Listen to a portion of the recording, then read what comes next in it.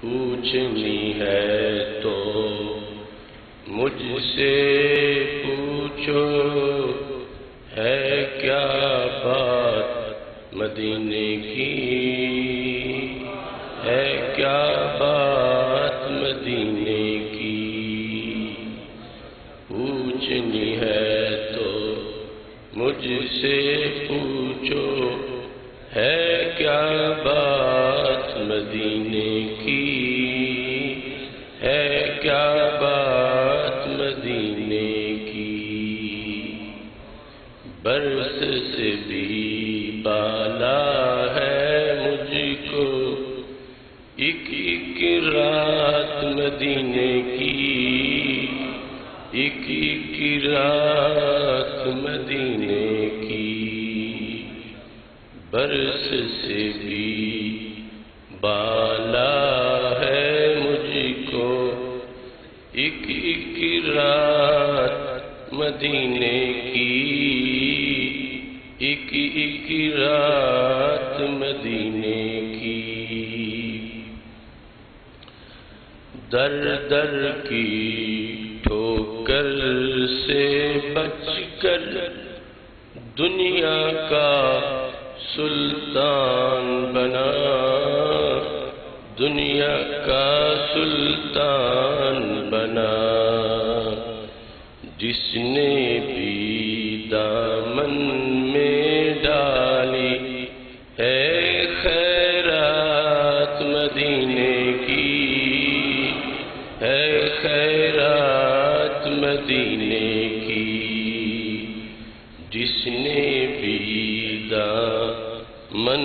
میں ڈالی ہے خیرات مدینے کی، ہے خیرات مدینے کی۔ بسم اللہ الرحمن الرحیم۔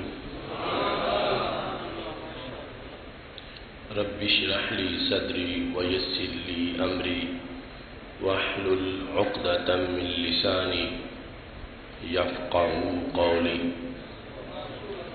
احمدک اللہم یا مجیب کل سائل، والصلاة والسلام على من هو افضل الوسائل، وعلى آلہ واصحابہ ذوی الفضائل۔ اما بعد فاعوذ باللہ من الشیطان الرجیم، بسم اللہ الرحمن الرحیم۔ وَأَتِمُّ الْحَجَّ وَالْعُمْرَةَ لِلَّهِ صدق اللہ العظیم وصدق رسولہ النبی الکریم الامین۔ ان اللہ وملائکتہ یصلون علی النبی یا ایہا الذین آمنوا صلوا علیہ وسلموا تسلیما۔ الصلاة والسلام علیکہ یا سیدی یا رسول اللہ وعلی آلک واصحابک یا حبیب اللہ۔ الصلاة والسلام علیکہ یا سیدی یا رسول اللہ وعلی آلک واصحابک یا حبیب اللہ۔ مولاي صل وسلم دائما ابدا على حبيبك خير الخلق كلهم، منزه عن شريك في محاسنه فجوهر الحسن فيه غير منقسم۔ يا أكرم الخلق مالي من ألوذ به سواك عند حلول الحادث العممي۔ محمد تاج رسل الله قاطبة، محمد صادق الأقوال والكلم، محمد ذكره روح لأنفسنا، محمد شكره فرد على الأمم۔ رب صل وسلم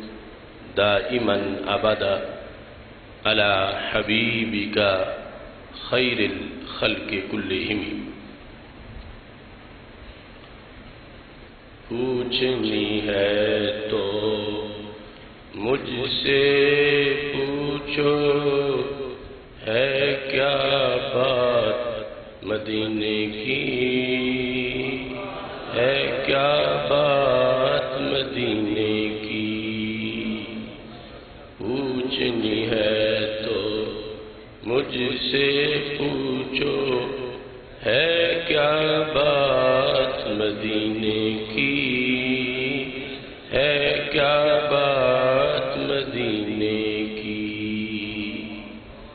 برس سے بھی بالا ہے مجھ کو ایک ایک رات مدینے کی، ایک ایک رات مدینے کی، برس سے بھی بالا ہے مجھ کو ایک ایک رات مدینے کی، ایک ایک رات مدینے کی، در در کی ٹھوکر سے بچ کر دنیا کا سلطان بنا، دنیا کا سلطان بنا، جس نے بھی دامن میں ڈالی ہے خیرات مدینے کی، ہے خیرات مدینے کی، جس نے بھی دامن میں ڈالی ہے خیرات مدینے کی، ہے خیرات مدینے کی، آنکھوں میں طیبہ کے جلوے، دل اور جان مدینے میں، دل اور جان مدینے میں، آنکھوں میں طیبہ کے جلوے، دل اور جان مدینے میں، دل اور جان مدینے میں، اس لیے ہی ہر بات میں کرتا ہوں میں بات مدینے کی، ہوں میں بات مدینے کی، اس لیے ہی ہر بات میں کرتا ہوں میں بات مدینے کی، ہوں میں بات مدینے کی، جس دن طیبہ کے منگتوں کو تاج ملیں گے جنت کے، تاج ملیں گے جنت کے، جس دن طیبہ کے منگتوں کو تاج ملیں گے جنت کے، تاج ملیں گے جنت کے، آج کے منکر بھی جانیں گے تب اوقات مدینے کی، تب اوقات مدینے کی،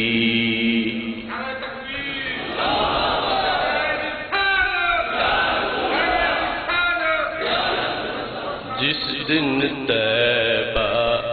کے منگتوں کو تاج ملیں گے جنت کے، تاج ملیں گے جنت کے، آج کے منکر تب جانیں گے، آج کے منکر بھی جانیں گے تب اوقات مدینے کی، تب اوقات مدینے کی، پوچھنی ہے تو مجھ سے پوچھو، ہے کیا بات مدینے کی، مدینے کی برس سے بھی بالا ہے مجھ کو ایک ایک رات مدینے کی ایک ایک رات مدینے کی اگلی بار کی امیدیں بھی ساتھ ہی چلتی آئی ہیں ساتھ ہی چلتی آئی ہیں اگلی بار کی امیدیں بھی ساتھ ہی چلتی آئی ہیں ساتھ ہی چلتی آئی ہیں روتے روتے میں نے گزاری جب میقات مدینے کی جب میقات مدینے کی روتے روتے میں نے گزاری جب میقات مدینے کی جب میقات مدینے کی بٹتا ہے کونین میں ہر سو فیض رسول عربی کا فیض رسول عربی کا چپے چپے پہ دیکھو یہ ہے برسات مدینے کی ہے برسات مدینے کی چپے چپے پہ دیکھو یہ ہے برسات مدینے کی ہے برسات مدینے کی پوچھتے ہیں خوشبو یہ تمہاری کس بازار سے آئی ہے کس بازار سے آئی ہے پوچھتے ہیں خوشبو یہ تمہاری کس بازار سے آئی ہے کس بازار سے آئی ہے میں کہتا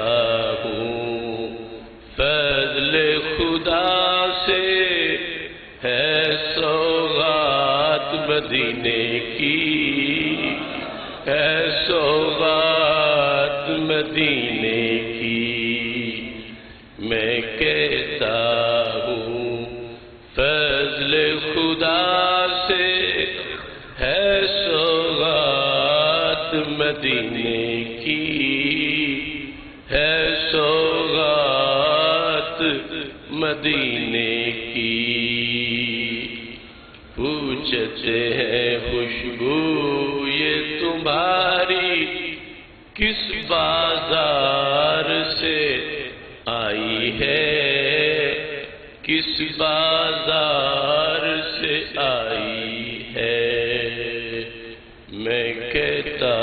ہوں فضل خدا سے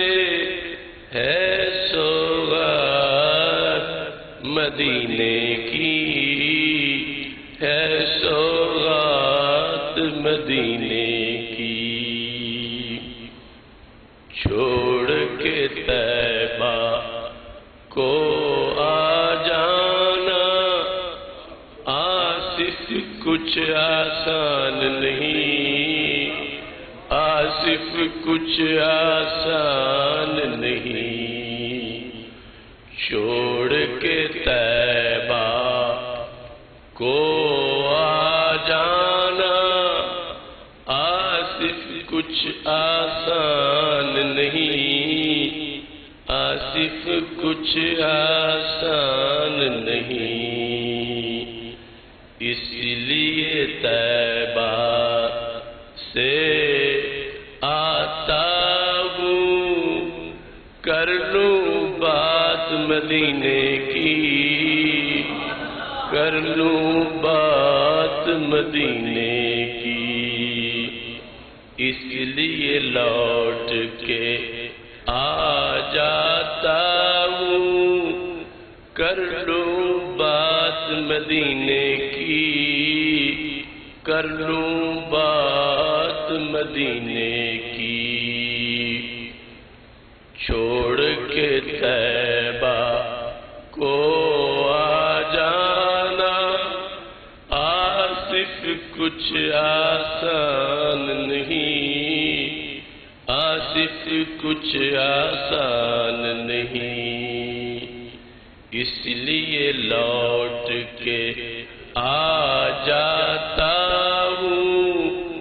کر لوں بات مدینے کی، کر لوں بات مدینے کی، پوچھنی ہے تو مجھ سے پوچھو، ہے کیا بات مدینے کی، ہے کیا بات مدینے کی، برس سے بھی بالا ہے مجھ کو ایک ایک رات مدینے کی، ایک ایک رات مدینے کی۔ مدینہ شریف سے واپسی، مدینہ شریف کا پیغام پھیلانے کے لیے، اور اللہ کا شکر ہے کہ اس نے ایسی مصروفیت عطا فرمائی ہے کہ آج رات جو گزری ہے یہ مرکز صراط مستقیم بشارت چکوال میں اجتماع تھا، 2:15 بجے وہاں تقریر ختم ہوئی ہے، اور انشاءاللہ جو رات آ رہی ہے کمپنی باغ سرگودا کے اندر ختم نبوت کانفرنس منعقد کی جا رہی ہے۔ اس طرح ہی مدینہ شریف جب روانگی ہوئی تھی تو پہلے کا شیڈول تھا، اور آنے کے بعد کی یہ مصروفیت میں سمجھتا ہوں بہت بڑی سعادت ہے۔ اللہ کا کروڑوں بار شکر ہے کہ اس نے بندہ ناچیز پرتقصیر حقیر کو نامی مرتبہ حج کی سعادت عطا فرمائی ہے۔ لئن شکرتم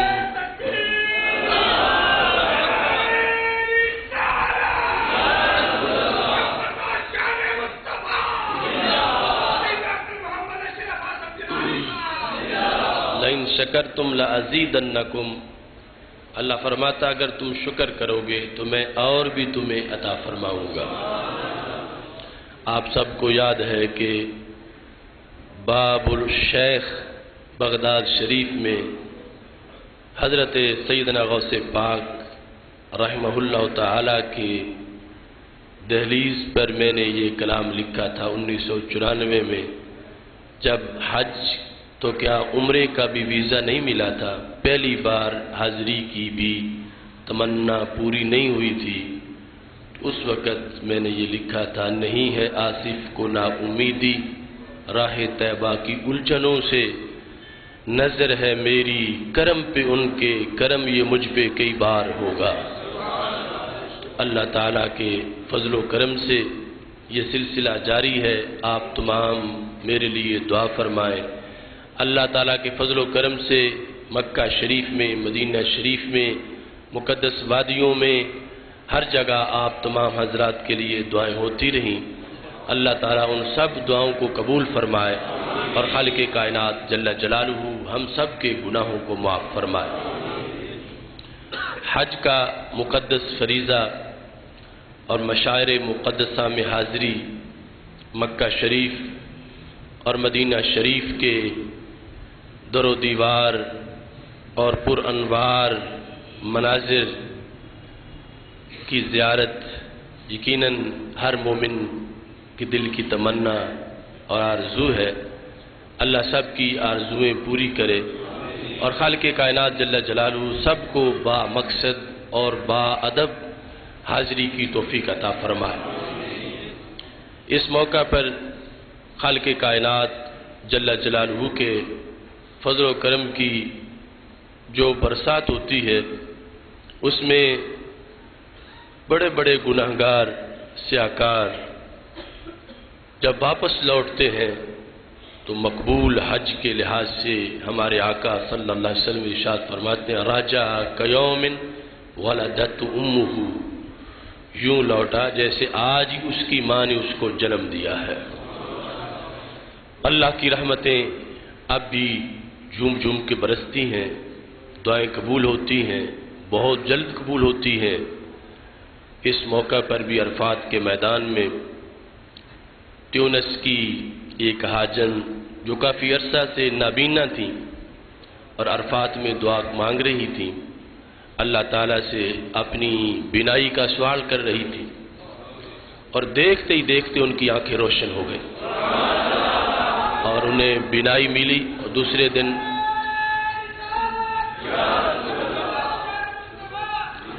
المدینہ اخبار پر ان کی تصویر اور بہت سارے مناظر کا تذکرہ آیا کہ خالق کائنات جل جلالہ کی طرف سے اب بھی رحمتوں کے دروازے کھلے ہیں اور اللہ تعالیٰ سے جو عجز و نیاز کے ساتھ مانگتا ہے خالق کائنات جل جلالہ اسے عطا فرماتا ہے۔ اب بھی لوگوں کے دلوں میں اتنا شوق اور ذوق موجود ہے، اور بالخصوص میں پہلے بھی ذکر کرتا ہوں کہ بر صغیر پاک و ہند کا یہ جو علاقہ ہے اس میں اللہ تعالیٰ نے ایک خاص تاثیر رکھی ہے۔ اس سال حج کے موسم میں 2 حاجی صاحبان پیدل مدینہ شریف پہنچے اور مکہ شریف پہنچے، اور ان دونوں کا تعلق پاکستان سے تھا۔ تقریباً 10,000 کلومیٹر کا سفر پیدل طے کرتے ہوئے وہ جس وقت وہاں پر حجاز مقدس کی حدود میں داخل ہوئے ان کا استقبال کیا گیا، اور پھر مختلف اخبارات میں ان کے انٹرویوز شائع ہوئے۔ میرے پاس وہ اخبارات بھی موجود ہیں۔ ایک کشمیر سے تھا اور ایک کراچی سے تھا، اور خالق کائنات جل جلالہ نے انہیں یہ سعادت عطا فرمائی کہ اس وقت اپنی آرام اور سہولتیں اور ساری چیزوں کو نظر انداز کر کے صرف مدینہ شریف اور مکہ شریف کے شوق کے اندر انہوں نے وہ طویل سفر کیا، جس کے نتیجے میں وہاں پہنچے اور خالق کائنات جل جلالہ نے انہیں یہ اعزاز و اکرام عطا فرمایا۔ سید عالم نور مجسم شفیع معظم صلی اللہ علیہ وسلم نے اس وقت آج سے صدیوں پہلے آج کا جغرافیہ دیکھ کر حالات و واقعات کو سامنے رکھ کر جو کچھ ارشاد فرمائے تھے وہ یقیناً آج بھی ان میں سے ہر چیز اپنی پوری صداقت کے ہمراہ موجود ہے، اور وہ ساری خوشخبریاں اور پیش گوئیاں بالکل صحیح اور سچی ہمارے سامنے روز بروز آ رہی ہیں۔ ان حجاج کرام میں سے ایک کا تذکرہ یہ المدینہ اخبار کے صفحہ نمبر 9 پر موجود ہے۔ 18 ستمبر کا یہ اخبار، اس کے اندر وہ کارزاد نامی حاجی الرحالہ کارزاد یصل الی خیبر قادما من کشمیر مشیا علی الاقدام، یہ اخبار کے اندر اس کی تصویر اور ساری تفصیلات کو ذکر کیا گیا۔ یہ کشمیر سے جانے والے اور دوسرے حاجی صاحب ان کا تذکرہ بھی مختلف اخبارات میں وہاں پہ چھپا، جو کہ کراچی سے مختلف ممالک سے ہوتے ہوئے اپنا سفر مکمل کرنے کے بعد وہاں پہنچے، اور ان کا ذکر بھی اخبارات نے ایک پاکستانی حاجی کے حوالے سے کیا کہ انہوں نے اتنا طویل سفر مکمل کیا ہے، اور اللہ تعالیٰ کے فضل و کرم سے آج اس مادی دور کے اندر انہوں نے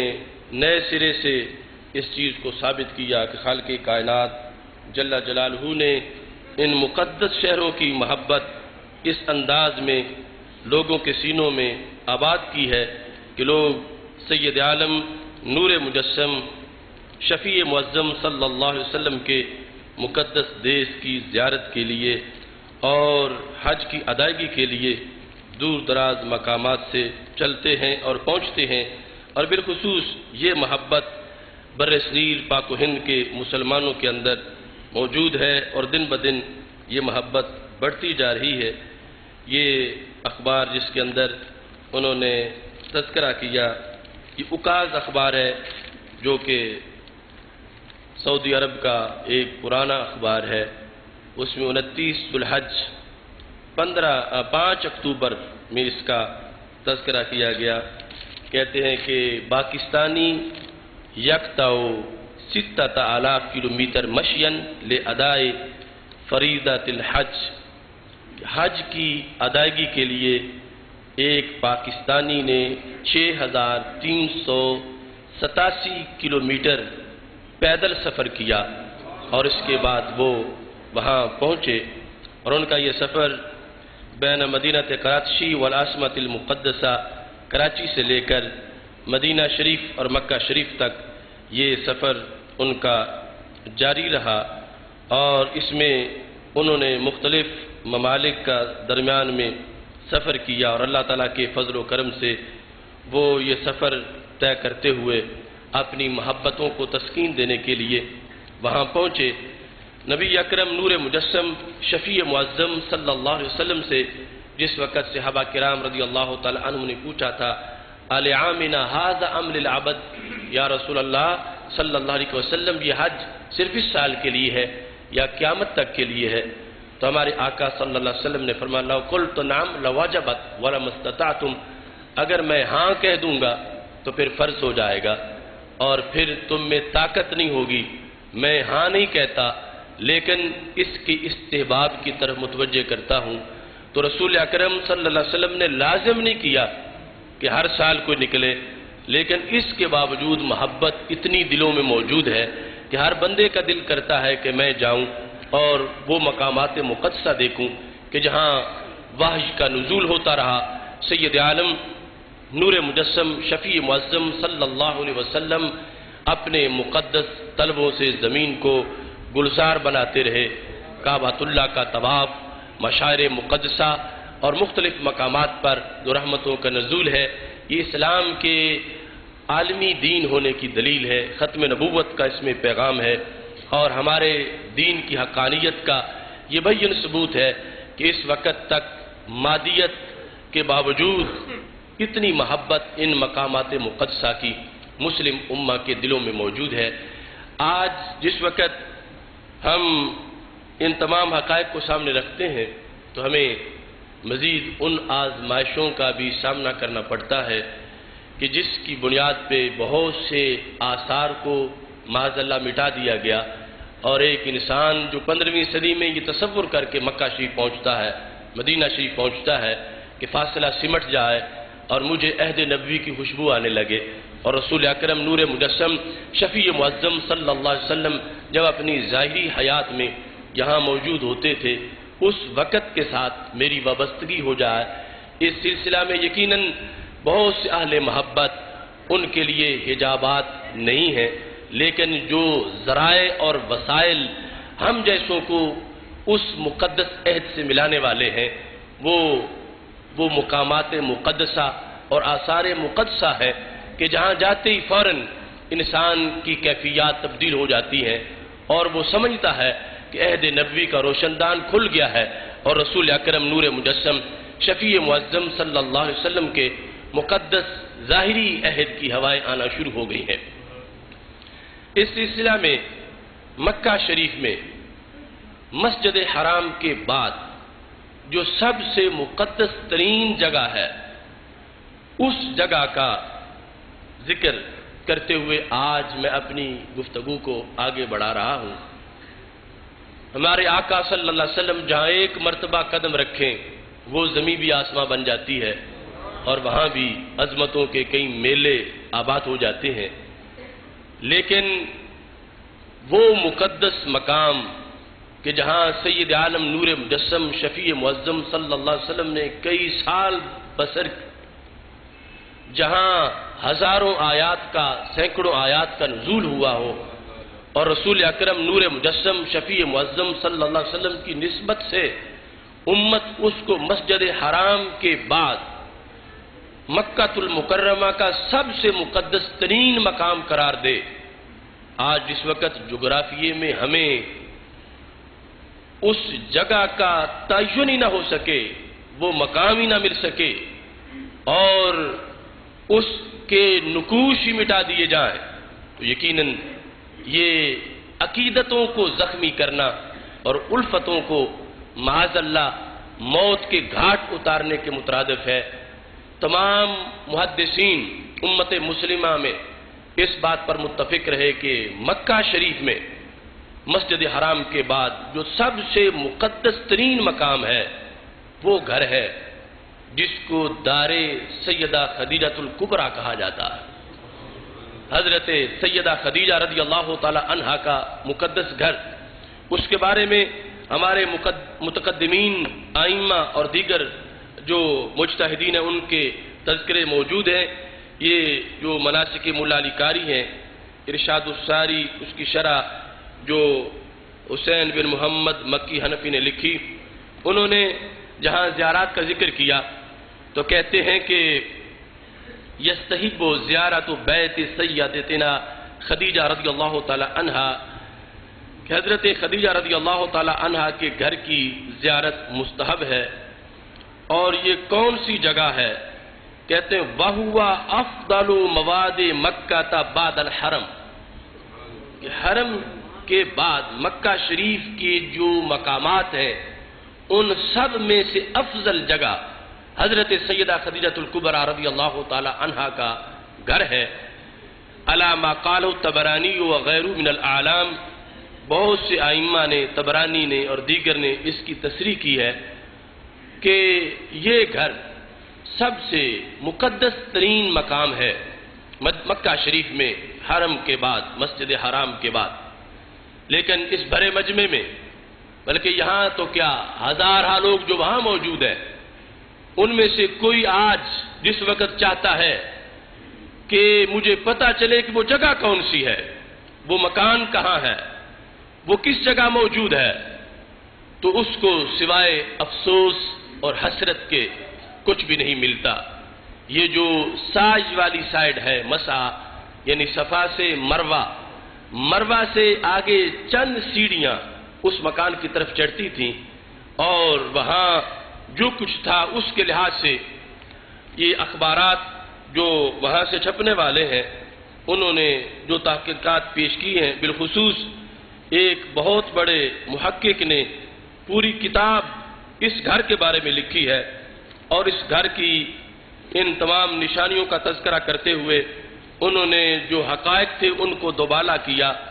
یہ المدینہ اخبار کے اندر 18 ستمبر کو یہ پورا کالم دار السیدہ خدیجہ رضی اللہ تعالی عنہا یہ چھپا، جس میں اس گھر کا تعارف کروایا گیا کہ اس گھر کی فضیلت کیا ہے، کیا جس کا معاذ اللہ نام و نشان بھی مٹ چکا ہے۔ لوگ اپنے لیڈروں کی رہائش گاہیں محفوظ کرتے ہیں، یعنی پاکستان میں چند دن زیارت کے مقام پر بانی پاکستان نے وہاں قیام کیا، اس کو ایک تاریخی حیثیت حاصل ہے، اور جب وہاں پر دہشت گردی کی گئی تو بہت سے دہشت گردوں کے حامی اور آثار کے منکر بھی یہ کہہ رہے تھے کہ یہ پورے پاکستان پہ حملہ ہے اور یہ ہمارے پورے نظریے پہ حملہ ہے۔ تو ان لوگوں کا ظلم بھی تو دیکھو کہ جس گھر کے اندر سید عالم نور مجسم شفیع معظم صلی اللہ علیہ وسلم نے چند مہینے قیام نہیں کیا، سال ہا سال جس گھر میں سرکار تشریف فرما رہے، وحی کا نزول ہوتا رہا، آج جس وقت ملت کے بیٹے اس کی تلاش میں نکلتے ہیں اور انہیں اس گھر کی ایک اینٹ بھی نظر نہیں آتی، اور اس کو کھود کر جس طرح کچھ حصہ لیٹرینوں کی طرف شامل کر دیا گیا ہے اور کچھ کو ویسے توسیعات کی نظر کر دیا گیا ہے، تو انسان کو سوائے افسوس، حسرت اور ان زرد نظریات کی مذمت کے بغیر کچھ بھی حاصل نہیں ہوتا۔ لیکن میں اس مقام پر آپ کے سامنے اس کی تھوڑی سی وضاحت کرتے ہوئے جو آگے کی حقائق ہے اس کی طرف آپ کو متوجہ کرنا چاہتا ہوں۔ یہ کتاب جس کا ٹائٹل یہ درمیان میں دیا گیا ہے، جس میں لکھا ہے دار السیدہ خدیجہ بنت خویلد رضی اللہ تعالیٰ عنہ فی مکہ المکرمہ دراسہ تاریخی للدار وموقعها وعمارتها، کہ اس کی تاریخی تجزیہ اور یہ گھر کہاں واقع ہے اور اس کی مختلف زمانوں کے اندر صورتحال کیا رہی، اس میں کس طرح کتنے کمرے تھے، اور پھر بعد میں مختلف عہود ان نجدیوں کے آنے سے پہلے اس گھر کو کس طرح کر کے محفوظ رکھا گیا، وہ ساری تحقیقات اس کے اندر موجود ہیں جو احمد ذکی یمانی نے کتاب لکھی ہے، اور یہ کتاب مؤسسۃ الفرقان للتراث الاسلامی نے شائع کی ہے۔ اصل میں ایک بہت بڑا پروجیکٹ جاری ہے جو موسوعۃ مکہ والمدینہ کے نام سے جس پہ کام ہو رہا ہے، کہ انسائکلوپیڈیا آف مکہ شریف اینڈ انسائکلوپیڈیا آف مدینہ شریف، اس کے لحاظ سے باحثین، محققین اور خوش عقیدہ لوگ وہ مستقبل کے لیے، آئندہ نسلوں کے لیے معین کرنا چاہتے ہیں کہ جب بھی وہاں حالات سازگار ہوں اور آثار کے منکرین کا خاتمہ ہو تو لوگوں کے پاس ایک ایک انچ کا حساب موجود ہو، اور انہیں پتا ہو کہ اس مقام پر وہاں چیز تھی، اس کی کیفیت کیا تھی، اس کی تصویر یہ تھی، تاکہ تمام آثار کو نئے سرے سے اپنی اصل حیت میں وہاں پر قائم کیا جائے۔ اخبار کے اندر جو مضمون لکھا ہے یہ عبداللہ محمد جو ہے انہوں نے اس کی تشریحات لکھی ہے، کہتے ہیں دار السیدہ خدیجہ بنت خویلد رضی اللہ عنہا تلک الدار الطاہرہ التي جعلها اللہ مکانا لنزول وحیہ علی خیر خلقہ سیدنا محمد صلی اللہ علیہ وسلم، کہتے ہیں یہ وہ گھر ہے کہ جس کو رب ذوالجلال نے سید المرسلین حضرت محمد مصطفیٰ صلی اللہ علیہ وسلم پر وحی کے نزول کے لیے منتخب فرمایا تھا۔ وَتِلْكَ الَّتِي قَصَدَهَا وَتَوَجَّهَ إِلَيْهَا صلی اللہ علیہ وسلم بعد نزولی من حراء، یہ وہ گھر ہے کہ سرکار جب حراء سے نیچے تشریف لائے تھے تو سرکار اس گھر میں جلوہ فرما ہوئے تھے، یعنی جب پہلی وحی کا نزول ہوا اور اس کے بعد سید المرسلین حضرت محمد مصطفیٰ صلی اللہ علیہ وسلم جس وقت اعلان نبوت کرتے ہوئے جس گھر میں سب سے پہلے تشریف لائے وہ گھر سیدہ خدیجہ الکبریٰ کا گھر ہے، جس کو حرم کے بعد سب سے افضل ترین مقام مکہ شریف کا قرار دیا جا رہا ہے۔ کہتے فکانت اول دار تستقبل جسدہ الشریف، یہ وہ پہلا گھر ہے کہ جس نے سب سے پہلے رسول خدا صلی اللہ علیہ وسلم کا استقبال کیا، کہ سرکار حراء سے اتر کر سب سے پہلے مکہ شریف کے شہر میں جس گھر میں داخل ہوئے اور جس گھر نے سب سے پہلے رسول اکرم صلی اللہ علیہ وسلم کا استقبال کیا وہ یہ گھر حضرت خدیجہ الکبریٰ رضی اللہ تعالی عنہ کا گھر ہے۔ کہتے ہیں با یمس جلدہ الطاہرہ ترابہا، کہ جس گھر کی مٹی نے سرکار کے مقدس جسم کو چھونے کی سعادت حاصل کی، سرکار جس میں آرام فرماتے رہے، وہ مقدس گھر حضرت خدیجہ الکبریٰ رضی اللہ تعالی عنہا کا گھر ہے۔ کہتے ہیں وَأَوَّلُ دَارٍ يَتَعَبَّدُ فِيهَا صلی اللہ علیہ وسلم بعد نزول اول آیت علیہ من الوحی وَهُوَ فِي غار حراء، کہ رسول اکرم صلی اللہ علیہ وسلم نے غار حراء سے آنے کے بعد سب سے پہلے جس جگہ پہ کھڑے ہو کر اللہ کے سامنے قیام کیا اور رب کو سجدہ کیا وہ گھر حضرت خدیجہ الکبریٰ کا گھر ہے۔ یعنی اس کی کتنی خصوصیات ہیں، کتنی اس کی گہری تاریخ ہے، اور اس کا رسول اکرم صلی اللہ علیہ وسلم کے ساتھ کتنا گہرا تعلق ہے۔ کہتے ہیں نزول وحی کے بعد، اول آیت کے نزول کے بعد یہ گھر ہے کہ جس میں رسول اکرم صلی اللہ علیہ وسلم سب سے پہلے آ کر جنہوں نے اللہ تعالیٰ کی اس مقام پر عبادت کی۔ کہتے ہیں ففی هذه الدار انزل علیہ قولہ تعالی یا ایھا المدثر، یہ حضرت خدیجہ الکبریٰ رضی اللہ تعالی عنہا کا گھر وہ گھر ہے کہ جہاں پر سورہ مدثر نازل ہوئی، یا ایھا المدثر، یہ کلمات رب ذوالجلال کی طرف سے سید عالم نور مجسم شفیع معظم صلی اللہ علیہ وسلم کے مقدس ذات پہ نازل ہوئے۔ حین راجع النبی صلی اللہ علیہ وسلم من حراء الى السیدہ خدیجہ رضی اللہ تعالی عنہا وقال دثرونی، اس واسطے کہتے ہیں وبہذا تکون هذه الدار اول دار ينزل فيها القرآن على الاطلاق. کہتے ہیں کہ مطلقاً اگر پوچھا جائے کہ قرآن کہاں نازل ہوا، علی الاطلاق اگر بغیر کسی تقیید کے سوال کیا جائے کہ نزول قرآن سرکار پہ جب ہوا تو سرکار کس مقام پر تھے، تو کہتے ہیں علی الاطلاق جب پوچھا جائے گا تو حضرت خدیجہ کے اس گھر کا ذکر آئے گا. یہ گھر ہے کہ جہاں علی الاطلاق نبی اکرم نور مجسم شفیع معظم صلی اللہ علیہ وسلم پر سب سے پہلے قرآن کا نزول ہوا. بعد مدنی زندگی میں ازواج مطہرات کے حجرے، بالخصوص سیدہ خدیجہ، حضرت عائشہ صدیقہ رضی اللہ تعالیٰ عنہ کا حجرہ، مدینہ شریف کے مختلف مواقع وہ بعد میں ہیں. یہ تذکرہ ہو رہا ہے اولیت کے لحاظ سے کہ سب سے پہلے جس گھر میں رسول اکرم صلی اللہ علیہ وسلم پر قرآن نازل ہوا وہ گھر حضرت خدیجہ کا یہ گھر ہے. اب اس گھر میں کتنی نسبتیں ہیں اور کتنی چاہت ہے امت کو کہ جو بعد میں پیدا ہوئی کہ ہم اپنے آقا صلی اللہ علیہ وسلم کے اس مقدس گھر کی زیارت کریں. اور آج لاکھوں لوگ جاتے ہیں لیکن کسی کو اس گھر کی زیارت تو کیا اس جگہ کی شناخت بھی نہیں کرائی جاتی، اور تعین اور شناخت کے لحاظ سے بھی شرک اور بدعت کے فتوے لگائے جاتے ہیں. ہمارے آقا صلی اللہ علیہ وسلم اس گھر میں موجود تھے. یہ لکھتے ہیں ففی هذه الدار، اس گھر کے اندر کان ایمان السیدہ خدیجہ رضی اللہ تعالی عنہا، جس جگہ اس کائنات کی پہلی خاتون نے ہمارے نبی علیہ السلام کا کلمہ پڑھا وہ حضرت خدیجہ کا یہ گھر ہے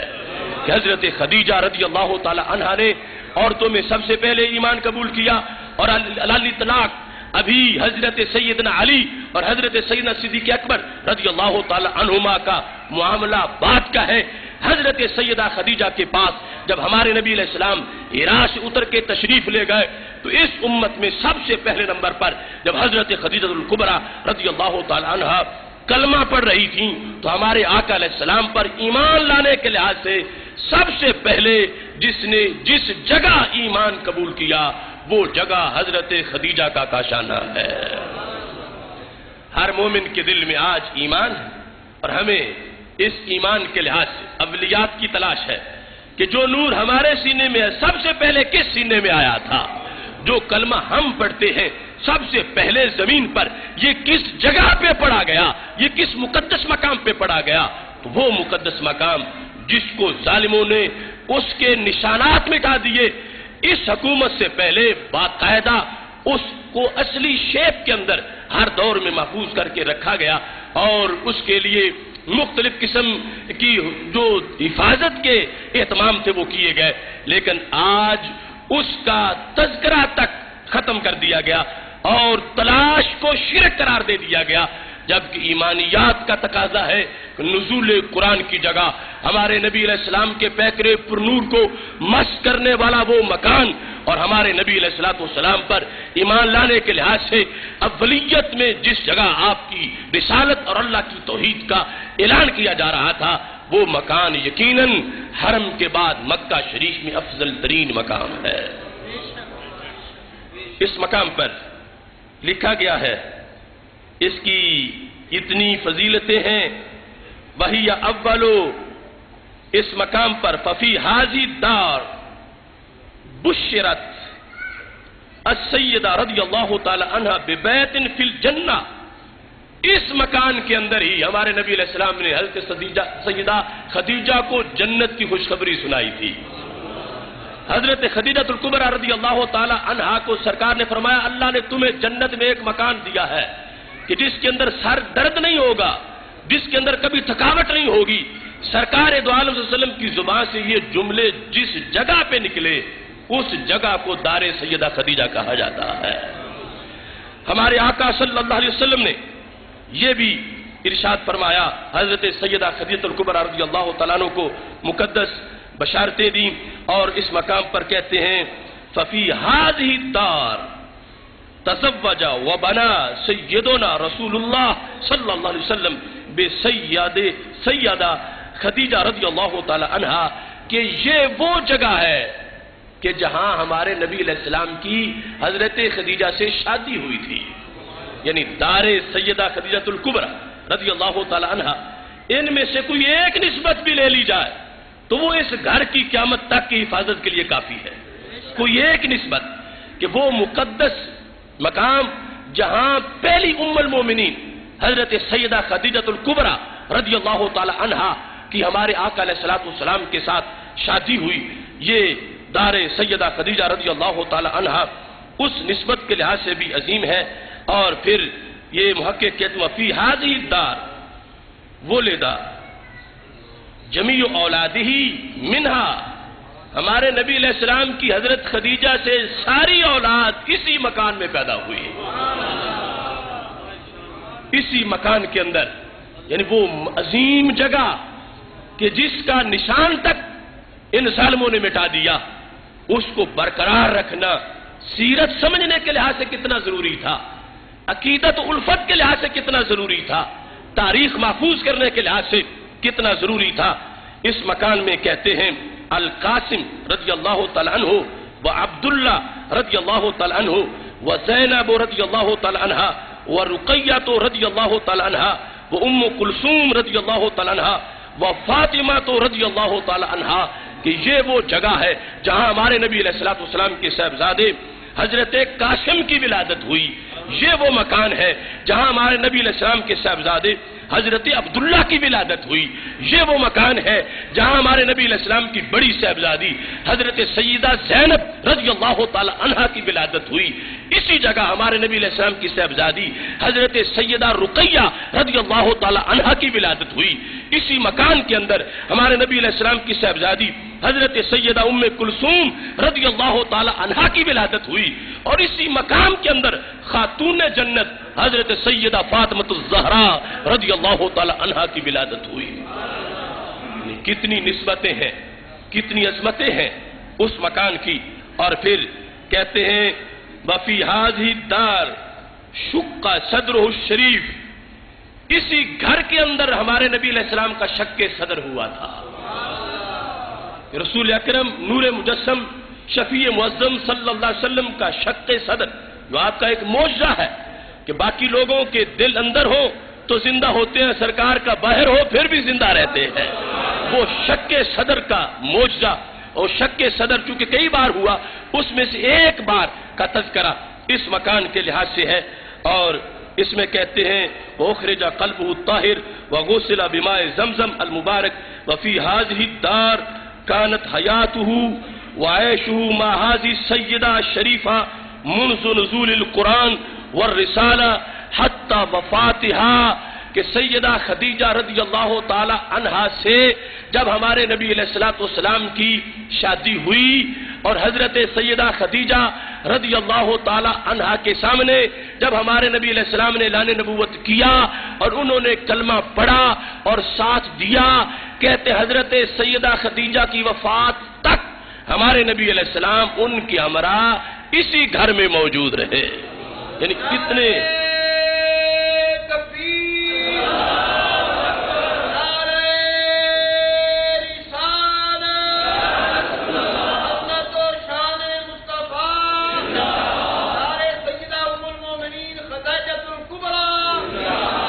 وَمِنْ هَذِهِ الدَّارِ أُخْرِجَتْ إِلَىٰ قَبْرِهَا، کہتے اسی گھر سے ان کا جسم پاک قبر کی طرف روانہ ہوا۔ حضرت سیدہ خدیجہ رضی اللہ تعالی عنہ کا وصال اسی گھر کے اندر ہوا۔ وہ کہتے ہیں وَدَفَنَهَا النَّبِيُّ صلی اللہ علیہ وسلم بِيَدِهِ الشَّرِيفَةِ، ہمارے آقا علیہ السلام نے اپنے مقدس ہاتھوں سے ان کی تدفین کی۔ وَقَدْ عَاشَ الرَّسُولُ صلی اللہ علیہ وسلم فِي هَذِهِ الدَّارِ 28 سنتاً، ہمارے نبی علیہ السلام 28 سال اس گھر میں موجود رہے، جن کا ایک سیکنڈ جہاں پہ گزرے امت کے لیے قیامت تک کے برکتوں کے میلے آباد ہو جائیں۔ 28 سال تک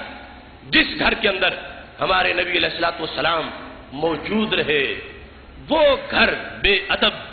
نجدی بلڈوزروں کی نظر ہو گیا۔ اس گھر کی اینٹ کو جدا کر دیا گیا،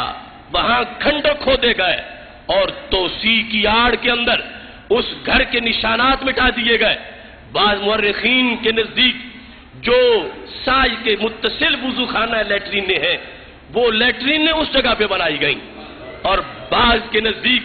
دوسری سائیڈ میں اس کا کچھ حصہ جو ہے وہ نیچے توسیع اور تہہ خانوں کی طرف چلا گیا۔ اب دیکھو امت نبی اکرم نور مجسم شفیع معظم صلی اللہ علیہ وسلم سے جو پیار کرنے والی ہے اور اس پیار کا اظہار کرنے والی ہے، اس کے لحاظ سے ایسی مقدس چیز کہ 28 سال تک ہمارے نبی علیہ السلام نے جس جگہ قیام فرمایا ہے، آرام فرمایا ہے، اللہ کی عبادت کی ہے، جہاں قرآن نازل ہوتا رہا ہے، اس جگہ کے اتنے فضائل ہیں، اتنے مناقب ہیں، اور ان ظالموں کو شرم نہیں آئی اسے ختم کرتے ہوئے، اسے مٹاتے ہوئے، اور پھر الٹا جو آج اس کی تلاش کرے کہ وہ کہاں واقع ہے تو کہتے ہیں تمہیں اس کی ضرورت کیا ہے؟ کیا تم اس میں جا کے شرک کرنا چاہتے ہو؟ تم کیوں اسے ڈھونڈتے ہو؟ تو یہ ہے آزمائش اس وقت امت مسلمہ کی کہ وہ مقدس نشانیاں جہاں میرے ایمان کے مطابق چند لمحے جو بیٹھے تو چور کتب بن جائے، سست جو ہے وہ چست ہو جائے، اور گناہگار جو ہے نیکوکار بن جائے۔ 28 سال تک جہاں وحی کا نزول ہوتا رہا، 28 سال تک یعنی اعلان نبوت کے بعد کے جو سال ہیں اور رسول اکرم صلی اللہ علیہ وسلم کی کچھ اس سے پہلے کے سال، وہ مقدس، وہ پیکر پر نور ہمارے نبی علیہ السلام کا تو اعلان نبوت سے پہلے بھی برکتوں سے لبریز تھا، اور اس وقت بھی برکتیں ہمارے محبوب علیہ السلام کی ہمراہ موجود تھیں۔ اس واسطے امت کی اصلاح کے لیے اور نفس کی اصلاح کے لیے اور باطن کی روشنی کے لیے میں یہ سمجھتا ہوں کہ یہ منفرد مقام تھا حضرت خدیجہ رضی اللہ تعالی عنہ کا گھر، اتنا وقت سرکار نے کسی اور مکان کو نہیں دیا۔ وہ مدینہ شریف میں تو مدنی زندگی کل ہے ہی مکمل 10 سال، اور یہاں ہمارے نبی علیہ السلام نے 28 سال تک اس مکان کے اندر ہمارے محبوب علیہ السلام نے قیام کیا، اور یہ برکتوں سے لبریز مقام آج امت کی نگاہوں سے اوجھل کر دیا گیا، اور اس کے محل وقوع کو امت سے بالکل دور کر دیا گیا، اور پھر اس کی تلاش اور اس کی جستجو پر شرک کے فتوے لگائے جانے لگے۔ مگر اللہ کے فضل کی امید پر میں کہتا ہوں ایک دن وہ آئے گا کہ جس میں ایک ایک پائی کا حساب ہوگا، اور ایک ایک انچ سامنے رکھ کر نئے سرے سے ان آثار کا احیاء ہوگا، اور امت بدلہ لے گی ان ظالموں سے کہ جنہوں نے اپنے قائد، اپنے لیڈر بحری ڈاکو آل سعود اور عبدالعزیز کے اونٹوں کی لید بھی شیشوں میں سنبھال کے رکھی ہوئی ہے، ان کے جوتے بھی سنبھال کے رکھے ہوئے ہیں، ان کے خیموں کی رسیاں بھی سنبھال کے رکھی ہوئی ہیں، اور جہاں 28 سال تک سرکار تشریف فرما رہے اس مکان کے نشانوں کو مٹا دیا گیا ہے۔ یہ امت مسلمہ کے لیے بہت بڑی آزمائش ہے۔ اللہ تبارک و تعالی ہم سب کو اس میں سرخرو ہونے کی توفیق عطا فرمائے۔ اس سلسلہ میں اس مکان کے لحاظ سے یہ لکھا ہے وَبِجَوَارِهِ وَقَدْ عَاشَ الرَّسُولُ صلی اللہ علیہ وسلم فِي هَذِهِ الدَّارِ 28 سَنَةً، 28 سال تک سرکار یہاں موجود رہے۔ وَخَرَجَ مِنْهَا مُهَاجِرًا، ہجرت اسی مکان سے کی۔ وَكَانَتْ تُسَمَّى دَارَ الْحِجْرَةِ، اس واسطے اس مکان کو دار الہجرت بھی کہا جاتا ہے۔ ایک تو مدینہ شریف کا نام ہے نا دار الہجرہ، کہ صحابہ ہجرت کر کے مدینہ شریف پہنچے تو مدینہ شریف دار الہجرت ہے، اور جس جگہ سے ہمارے نبی علیہ السلام ہجرت کے لیے نکلے وہ جگہ یہ مکان ہے، یعنی مسلسل اسی کے اندر ہمارے آقا علیہ السلام نے اس کو پسند کیا۔ یہ نہیں کہا جا سکتا کہ سرکار کو معاذ اللہ رہنے کے لیے اور کوئی جگہ نہیں ملتی تھی اور حضرت خدیجہ کے مکان کو ہمیشہ اپنا مکان بنا لیا، نہیں، اللہ کی باعث سے اور اللہ کی رضا سے اور اللہ کے انتخاب سے اور اللہ کی پسند سے خالق کائنات جل جلالہ کو مطلوب یہ تھا کہ اس جگہ میرے محبوب تشریف فرما رہے۔ 28 سال تک ہمارے نبی علیہ السلام دار سیدہ خدیجہ رضی اللہ تعالی عنہا کے اندر موجود رہے۔ کہتے ہیں بجوار هذه الدار الحجر الذي كان يسلم على النبي صلی اللہ علیہ وسلم، کہتے اسی گھر کے ساتھ وہ پتھر تھا جو سرکار گزرتے تھے تو سلام پڑھتا تھا.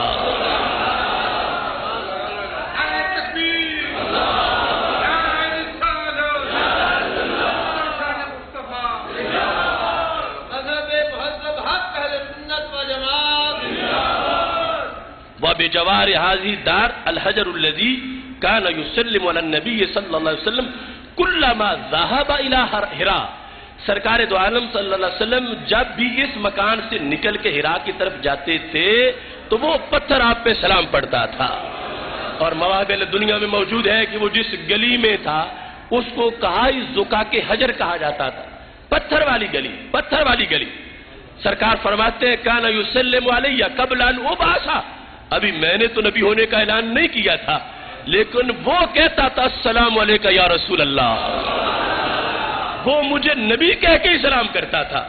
میں انی لعارف حجرا بمکہ تھا، مدینہ شریف سرکار چلے گئے تو صحابہ کو فرمایا میں آج بھی اس پتھر کو جانتا ہوں. کان یسلم علیہ قبل ان ابعث، ابھی میں نے اعلان نبوت نہیں کیا تھا لیکن وہ مجھے سلام کرتا تھا، سلام مجھے کہتا تھا. زکا کی حجر، اس کے بارے میں یہ لکھا گیا مواہب الدنیا میں، اس کی شروحات میں زرقانی نے لکھا کہ لوگ اس پتھر کو چوما کرتے تھے، اس پتھر کو بوسہ دیتے تھے کہ یہ وہ ہے جو ہے پتھر پر ہمارے نبی علیہ السلام کا عاشق ہے، سرکار کو سلام کہتا ہے. اب دیکھو آج تم میں سے ہر شخص کو سوچ آ رہی ہوگی کاش کہ وہ پتھر ملے جو سرکار دو عالم صلی اللہ علیہ وسلم کو دیکھتا رہا اور سرکار کی نگاہ جس پہ پڑتی رہی اور سرکار جس کا سلام سنتے رہے. اور پتھر ایسے تو نہیں ہوتے کہ جو مر جائے روح نکل جائے یا ریت بن جائے، پتھر تو پتھر ہے. یہ ظالم لوگوں کے یہ کرتوت ہیں جنہوں نے امت کی ایسی پیاری چیزوں سے امت کو دور کر دیا اور ان چیزوں کو ہتھوڑوں کے ساتھ بالکل کچل کے رکھ دیا آثار ختم کرنے کے لیے. اور یہ ان کی توحید ہے ان کے نزدیک کہ جب تک آج بھی یعنی جو بچی ہوئی چیزیں ہیں ان کے لحاظ سے یہ ان پر واضح کیا جا رہا ہے. یہ البانی کی کتاب تحذیر الساجد من اتخاذ القبور مساجد، اس کے اندر ناصر الدین البانی نے لکھا ہے کہ اگر سعودی حکومت توحید کی حکومت ہے تو اللہ کے نبی کی قبر مسجد سے باہر نکالے. یعنی یہ اس کتاب کے اندر تقاضا کیا گیا ہے. اس کتاب میں سعودی حکومت سے ناصر الدین البانی نے، جس کو اپنا مجدد کہتے ہیں، وہ اس نے کہا ہے کہ اگر یہ توحید والی حکومت ہے تو پھر قبر نبی کو مسجد سے باہر کرے، ورنہ اس مسجد میں نماز نہیں ہوتی. یہ ان لوگوں کا دین ہے، ان لوگوں کی توحید ہے. اور اس کے ساتھ یہ اسی کی کتاب ہے مناسک الحج والعمرہ، اس کے اندر جو بدعتیں لکھی ہیں کہ کون کون سی بدعتیں ان کا لوگ ارتکاب کرتے ہیں. ایک بدعت اس نے ایسی لکھی ہے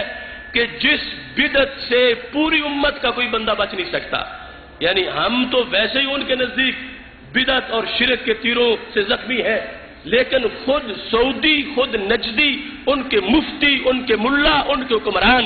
ان میں سے کوئی بھی بدعت کے فتوے سے بچ نہیں سکتا. اور کل بدعت دلالہ وکل دلالہ فی النار، خود اپنے آپ کو جہنمی قرار دینے والے. اس کتاب کے اندر وہ لکھا ہے بدعتوں کے ذکر کے اندر انہوں نے تفصیل کے ساتھ کہ سید عالم نور مجسم شفیع معظم صلی اللہ علیہ وسلم کی قبر شریف جو ہے روضہ پاک، جس کو ان کے نزدیک روضہ کہنا ناجائز ہے، وہ کہتے اسے قبر کہو، ریاض الجنہ کو روضہ کہو. جبکہ ہمارا دین کیا ہے کہ میرے نبی علیہ السلام نے فرمایا قبر المؤمن روضۃ من ریاض الجنہ، کہ مومن کی قبر بھی روضہ ہے. تو مومن کے آقا کی قبر روضہ کیوں نہیں ہوگی؟ مومن کی قبر جنت کے باغوں میں سے باغ ہے. یہاں صفحہ نمبر 57 پر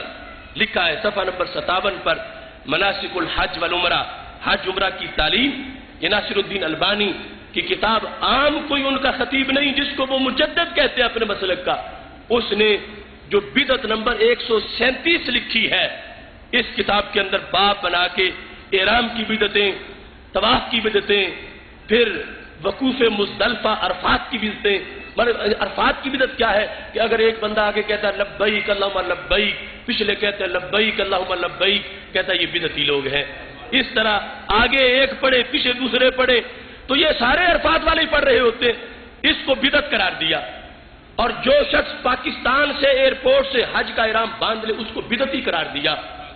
اور یہاں تک حج کرنے والے کو حاجی کہنا بھی بدعت قرار دیا۔ پیچھے بچے گا کون؟ حج کرنے والا جو ہے اس کو حاجی کہنا۔ یہ بدعت نمبر 128 ہے، 55 صفحے پر بدعت نمبر 128۔ وہ کیا ہے؟ مناداتم لمن حج بالحاج، جو حج کرے اسے عربی زبان میں حاج کہنا، الحاج کہنا یا حاجی کہنا، یہ بدعتوں میں سے ایک بدعت ہے۔ اور پھر وہ ان کے نزدیک بدعت، ہر بدعت ہی بدعت سیاح ہوتی ہے، اور جو بدعت ہے وہ جہنم جانے کا باعث ہے۔ لہذا ان کے مسلک والے اپنی تلاشی لیں،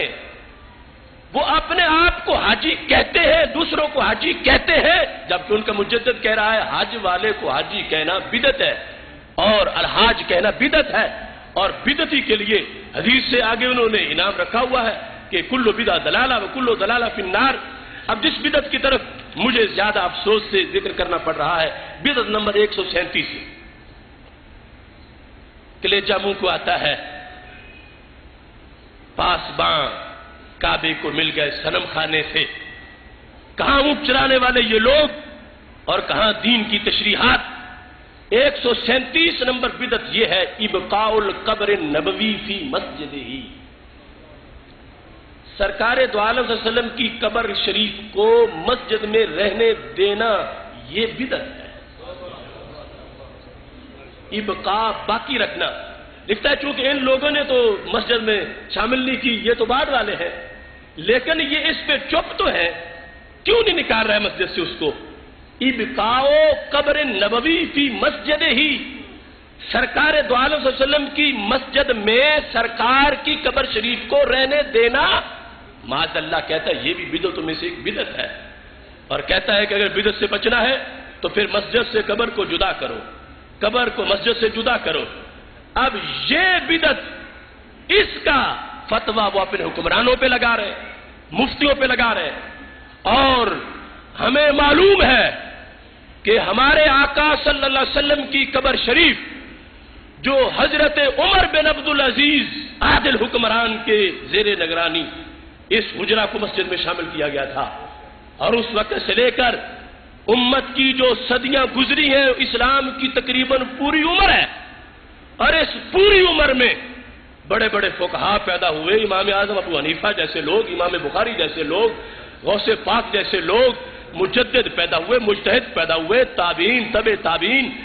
اور یہاں تک کہ ائمہ پیدا ہوئے۔ ان میں سے تو کسی کی نماز کو کوئی تکلیف نہیں ہوئی کہ چونکہ مسجد میں قبر آ گئی ہے لہذا سب نے سعادت سمجھا کہ سرکار کے پیکرے پر نور نے مسجد نبوی کو تو کروڑ عظمتیں عطا کر دی ہے۔ لیکن یہ کیسا دین ہے کہ حج کی بدعتیں، اور ان میں یہ ابقاء القبر نبوی فی مسجد ہی۔ تم بھی بڑے سادہ لوگ ہو اور کہتے ہو کہ اللہ کو اگر پیارے نہ ہوتے تو وہاں کیوں ہوتے؟ میں پوچھتا ہوں کیا یہودی رب کے پسندیدہ ہے جو قبلہ اول پہ قابض ہے؟ یہ ہماری آزمائش ہے، ہمارا امتحان ہے۔ یہ نہ قرآن ہے نہ سنت ہے کہ جس پہ کعبے کا جس کا کنٹرول ہو جائے اس کو پر حق مان لو۔ حق ایک ہے، کعبے پر کنٹرول تو کئی لوگوں کا رہا، حرمین پر حکومت تو کئی لوگوں کی رہی، خلافت عثمانیہ سنی حکومت تھی تو اس وقت حق اور تھا، آج حق اور ہو گیا ہے۔ کبھی شیعہ مسلط ہوئے تو کیا اس وقت حق وہ تھا؟ حق ایک ہے، ہاں آزمائش ہوتی رہتی ہے۔ کبھی 360 بت اسی کعبے میں ہو تو اللہ کی قدرت کو تو کوئی کمزوری نہیں، لیکن یہ ہے کہ فضیلت کسے ملے گی؟ جو کعبے کو پاک کرے گا۔ اس بنیاد پر یہ چیز ذہن میں رکھیے، اور یہ قبضہ گروپ جنہوں نے حرمین شریفین کو اپنی خواہشات کا ایک اکھاڑا بنایا ہوا ہے۔ اب ابقاء القبر نبوی کی مسجد ہی، میرے پاس وہ آرٹیکل بھی موجود ہے، ملک عبداللہ کے پاس یہ مفتی گئے اور انہوں نے کہا کہ اب میں نے وہ 3-4 کانفرنسیں بھی کی جب پچھلا نقشہ مسجد نبوی کا آیا، اللہ کا شکر ہے اور سعادت ہے، پتہ نہیں ہماری آواز کہاں تک جاتی ہے یا نہیں، مگر ہمارے 3 پروگراموں میں، ایک پنڈی میں، لاہور میں، لوہاری گیٹ میں، کراچی میں ہم نے کیا، اللہ کے فضل سے وہ جو خباثت کر رہے تھے وہ رک گئی، اور وہ مسجد نبوی کا جو نیا رقصہ انہوں نے قرار دیا تھا،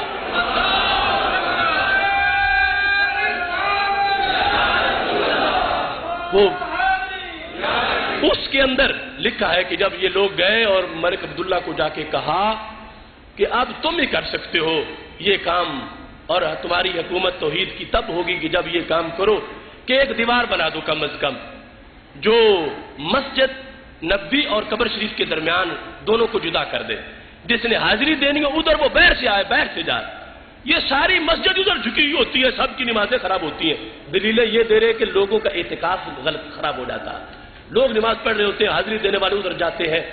تو اس واسطے درمیان میں دیوار بنا دو اور مسجد نبوی شریف سے قبر کو باہر نکال دو۔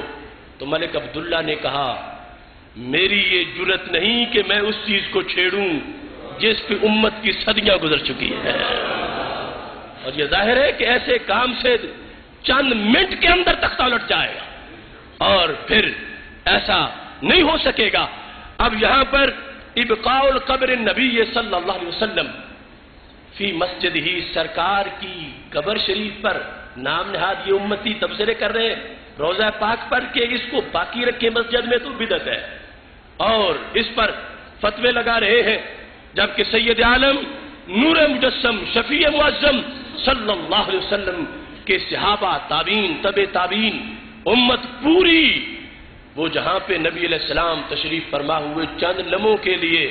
وہاں بیٹھ کے حضرت جابر دعا کرتے ہیں اور کہتے ہیں جب بھی کرتا ہوں ہاتھ نیچے کرنے سے پہلے قبول ہو جاتی ہے۔ امام بخاری نے رات المفرد میں لکھا، وفاء الوفا میں وہ موجود ہے۔ معزز سامعین، چونکہ ٹائم تھوڑا ہے، ہمارے یہ جو موضوعات ہیں وہ تفصیل طلب ہیں، بعد میں انشاءاللہ اس کا تذکرہ ہوتا رہے گا۔ یہ اس گھر کے لحاظ سے میں صرف اس موضوع میں بیان کر رہا تھا، کہتا ہوں بہذی اولیات والمزایا والفضائل والخصائص والمناقب للدار التي شرفت بالنبی صلی اللہ علیہ وسلم، کہ یہ گھر سرکار کی وجہ سے بہت بڑا اس کو شرف ملا ہے، اور اس گھر کے بارے میں کہتے ہیں کہ وَبِهَذَا كُلِّ ذَهَبَ ابن زہیرہ والامام طبری وغیرہما من ذوی العلم والفضل ان هذه الدار هي افضل دار بعد المسجد الحرام۔ یعنی یہ جو المدینہ اخبار میں ان دنوں کے اندر یہ آرٹیکل چھپا، اس میں بھی انہوں نے ائمہ کا نام لے کر یہ ذکر کیا، کہا کہ یہ وہ گھر ہے کہ جو مسجد حرام کے بعد مطلقاً افضل ترین مقام ہے۔ محتشم سامعین حضرات، یہاں پر برباد گلستہ کرنے کو بس ایک ہی الو کافی ہے، ہر شاخ پہ الو بیٹھا ہو، انجام گلستہ کیا ہوگا؟ کتنے نام نہاد لوگ اکھڑ مزاج اور اکھڑ مزاج جنہوں نے فتوے کی آڑ میں امت مسلمہ کو آج اس حال میں چھوڑا ہے، ان کے اپنوں میں سے بھی کوئی نہیں بچتا، ہم تو پہلے ہی ان کے فتووں کی زد میں ہیں، جبکہ ہمارے آقا علیہ السلام نے فرمایا تھا ارجو ان اکون اکثرہم تابعا، کہ قیامت کے دن جب امتوں کا حساب ہوگا تو سب سے بڑی میری امت ہوگی، اور جنت کی 120 صفوں میں سے 80 صفیں میرے غلاموں کی ہوگی۔ لیکن ان لوگوں کے جو بدعت کے دانت اتنے تیز ہیں، اس کے لحاظ سے تو دیکھ لو، اب تم تلاوت قرآن کرتے ہو تو جب قاری صاحب تلاوت ختم کرتے ہیں تو کیا کہتے ہیں؟ نہیں، جو تلاوت کر رہا ہو وہ کیا کہتا ہے؟ صدق اللہ العظیم، اور ہم تو اس طرح کہتے ہیں صدق اللہ العظیم و صدق رسولہ النبی الکریم، کیونکہ اس کی باقاعدہ حدیث میں ذکر ہے۔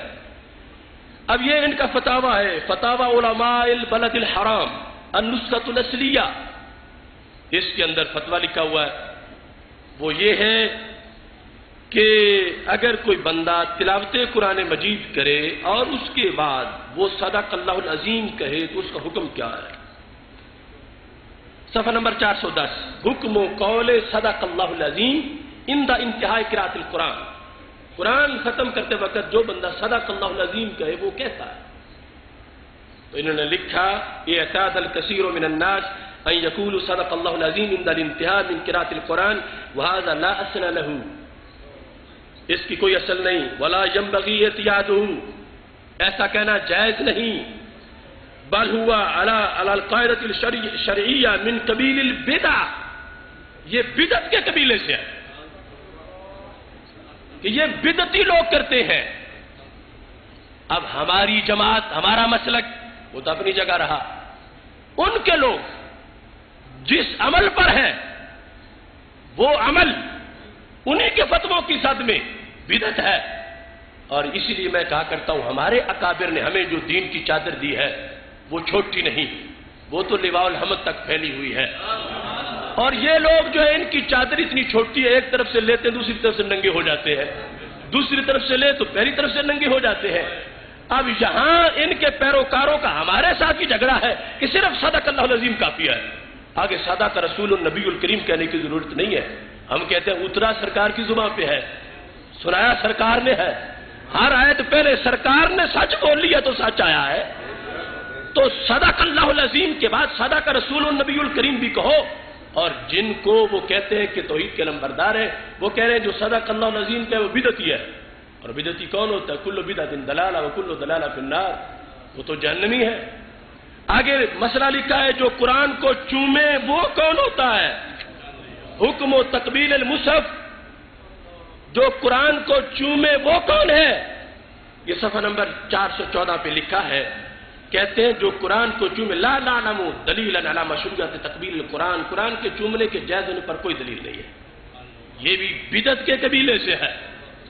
یعنی کعبے کی دیوار کو چومے بدعت، کعبے کے خلاف کو چومے بدعت، حجر اسود کو برکت کے لیے چومے تو بدعت۔ حج کی غلطیوں میں لکھا ہے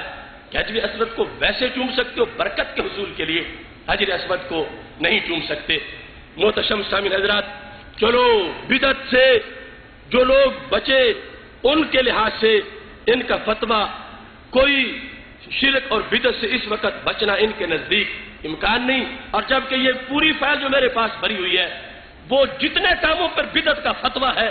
اتنے کام وہاں رائج بھی ہیں، یعنی ان کے نزدیک اب غلاف کعبہ یکم ذو الحج کو کعبے کے متولی کے سپرد کیا گیا، اور اخبارات میں سدیس نے دیا اور یہ لکھا کہ سالانہ یکم ذو الحج کو دیا جاتا ہے، یہ عادت آ رہی ہے۔ میں پوچھتا ہوں کیا قرآن میں آیا ہے؟ کیا سرکار کے فرمان میں آیا ہے؟ خلفائے راشدین نے کیا ہے؟ کعبے کا غلاف کیوں یکم ذو الحج کو ہی متولی کو دیا جاتا ہے، اور پھر کیوں 9 ذو الحج کو ہی پہنایا جاتا ہے؟ اس کا باقاعدہ اس کی تقریب ہوتی ہے، اس کا حفلہ ہوتا ہے، محفل ہوتی ہے، اور فتویٰ کیا ہے اس میں کہ جو کعبے کے غلاف کی محفل کرے وہ بدعتی ہوتا ہے، اور کر کون رہا ہے؟ سدیس کر رہا ہے۔ فتویٰ کیا ہے کہ چومنا مصحف کو بھی ناجائز ہے، تو اس میں ملک عبداللہ کی تصویر کو ایک بچہ چوم رہا ہے تو کہتا ہے قبلۃ الوفا علی خد الملک، وفا کا بوسہ دیا جا رہا ہے، تو شاہ عبداللہ کے تصویر کو چومنا بھی جائز ہو اور ادھر قرآن کے تحریر کو چومنا بھی ناجائز ہو، یہ ٹیڑھا دین۔ اس میں دیکھیے اب یہاں پوچھا گیا تعظیم السلام اب العالم الوطنی، اگر کوئی بندہ قومی ترانے کے ادب میں کھڑا ہو جائے تو کیا حکم ہے؟ یہ ہم جو قومی ترانہ ہوتا ہے اس کو عربی زبان میں سلام وطنی کہتے ہیں، اور یہ جو نیشنل ڈے ہوتا ہے قومی دن، اس کے لحاظ سے علم وطنی جو ملک کا جھنڈا ہوتا ہے، اب جھنڈا ملک کی شان ہے، ادب ہے، اس کا احترام ہے۔ اب بارڈر پہ تم نے دیکھا ہوگا کہ جھنڈا ایک فوجی اتارتا ہے، دوسرے کو پکڑاتا ہے، دوسرا آگے پکڑاتا ہے، وہ پہلا تھک نہیں جاتا، یہ ظاہر کیا جاتا ہے کہ یہ ملک کی شان ہے، ملک کا ادب ہے، ملک کا احترام ہے۔ اب ان سے پوچھا گیا اگر کسی ملک کے قومی ترانے میں کوئی ادب سے کھڑا ہو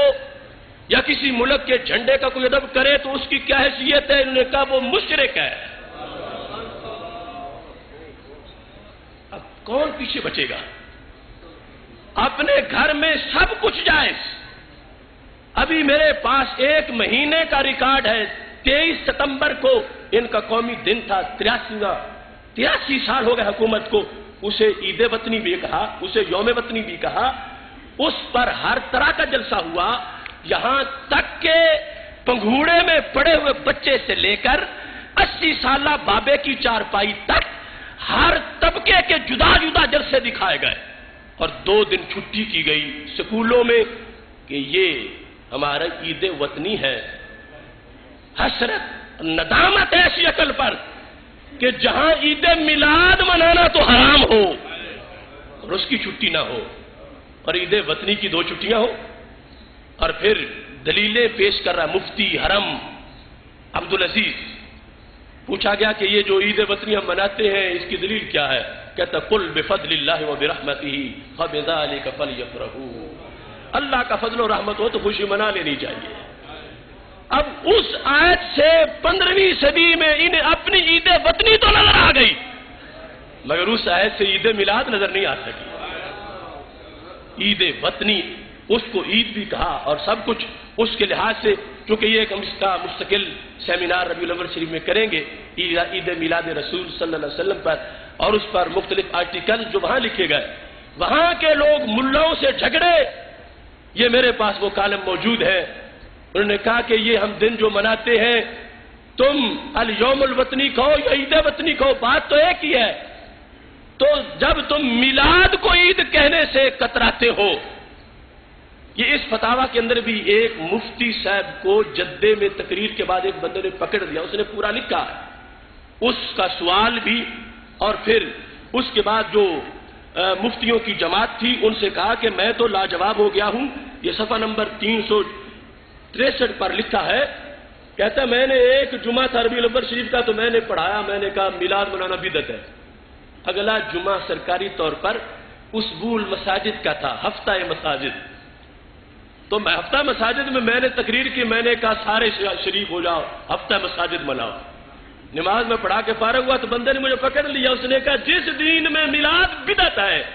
ہفتہ مساجد کیسے جائز ہو گیا ہے؟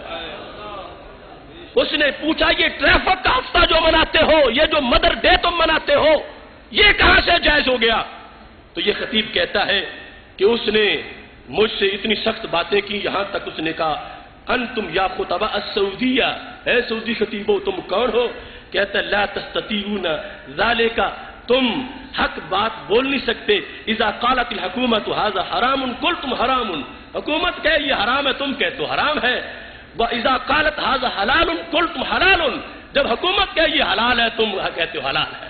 تمہاری دلیل نہ قرآن ہے نہ سنت ہے، تمہاری دلیل ڈنڈا ہے، حکومت ہے، ریال ہے، جسے وہ حرام کہے تم حرام کہتے ہو، جسے وہ حلال کہے تم حلال کہتے ہو۔ تو یہ پھر لجنا میں پیش ہو گیا کہ اب فرق بتاؤ، میلاد منانا بدعت ہے تو ہفتہ مساجد منانا کیسے جائز ہو گیا؟ اور یہ سوال لکھا ہے پورے صفحے کا، جواب لکھا ہے آدھے صفحے کا، نہ قرآن نہ سنت۔ آج بھی قرض ہے ان مفتیوں پر کہ وہ جواب دیں کہ جتنے بھی سرکاری طور پر ٹریفک کا ہفتہ وہاں منایا جاتا ہے، قومی دن منایا جاتا ہے، ہفتہ مساجد منایا جاتا ہے، آخر میلاد میں اور اس میں فرق کس طرح ہے کہ میلاد جو منائے وہ تو 1400 کوڑے کھائے۔ اب بھی ہمارے لوگ وہاں موجود ہیں، ایک بوڑھے ڈاکٹر نے 1400 کوڑا کھایا تھا اپنے گھر میں میلاد منانے پر، 1400 کوڑا اس کی پشت پہ مارا گیا کہ تم نے میلاد کیوں منایا اپنے کمرے کے اندر، اپنے گھر کے اندر، اور باہر جو ہے وہ سب کچھ ہو رہا ہے، عید وطنی منائی جا رہی ہے اور شراب پی کے منائی جا رہی ہے۔ یعنی ریاض کے اندر ایک پل سے جب گاڑی نیچے گری تو 2 بندے اس میں جب حق ہو گئے اور کیس چلا۔ بارشوں نے کہا یہ حیات الامر بالمعروف والے مستنڈے جو انہوں نے ہمارے بچوں کی گاڑی گرائی، حیات الامر بالمعروف وہ جو ان کے متبوں کا طبقہ ہے، انہوں نے کہا کہ نہیں ہم نے ایسا نہیں کیا، انہوں نے شراب نوشی کی ہوئی تھی، اس وجہ سے وہ گاڑی نیچے گر گئی، اور پھر مختلف اس کی بھی تحقیقات سامنے آتی رہی۔ سارا دن میں نے اس دن جب بھی وقت ملا ٹی وی پہ دیکھا، مسلسل ڈانس ہوتا رہا، چھوٹوں نے بھی کیا، بڑوں نے کیا، مختلف قسم کے عربی بھنگڑے ڈالے جاتے رہے اور اسے یوم وطنی اور عید وطنی قرار دیا گیا۔ یہ ساری چیزیں مفتیوں کی ناک کے نیچے ہوتی رہی، حیات الامر بالمعروف کی قیادت میں ہوتی رہی، سب کچھ ہوتا رہا، اور اس کو ایک اسلامی سلطنت کا وقار اور شعار کہا گیا۔ بلکہ میں سمجھتا ہوں کلمہ اسلام کی توہین جتنی یہ لوگ کرتے ہیں شاید یہودی بھی نہ کرتے ہوں۔ پاؤں کے بوٹ جو ہیں، وہ جو سبز جھنڈا ہے سعودی عرب کا جس پہ کلمہ لکھا ہوا ہے، اس جھنڈے کے بوٹ تیار کیے گئے، آپ نیٹ پہ دیکھ سکتے ہیں، یعنی سبز رنگ کا بوٹ ہے، اوپر کلمہ لکھا ہوا ہے، اس کی شلواریں تیار کی گئی، اس کی قمیصیں بنائی گئی، وہ کاروں پہ سائڈوں پہ لکھا ہے اور سکرین پہ بندہ کھڑا ہے، پاؤں رکھ کے نیچے کلمہ لکھا ہوا ہے، اور وہ حبوں کا فی قلوبنا، وطن تیری محبت ہمارے دلوں میں ہے، تیری محبت ہمارے دلوں میں ہے، یہ نعرے لگا رہے اور کلمہ اسلام کی بے حرمتی ہو رہی ہے۔ یہ وبال ہے ان لوگوں کے لیے جو حب نبی سے سینے خالی ہوئے تو پھر کہاں کہاں وہ بہکتے جا رہے ہیں اور آگے گمراہیاں بڑھتی جا رہی ہیں۔ میری دعا ہے خالق کائنات جل جلالہ ہم سب کو ایسی حالاتوں سے محفوظ رکھے۔ وآخر دعوانا الحمدللہ رب العالمین۔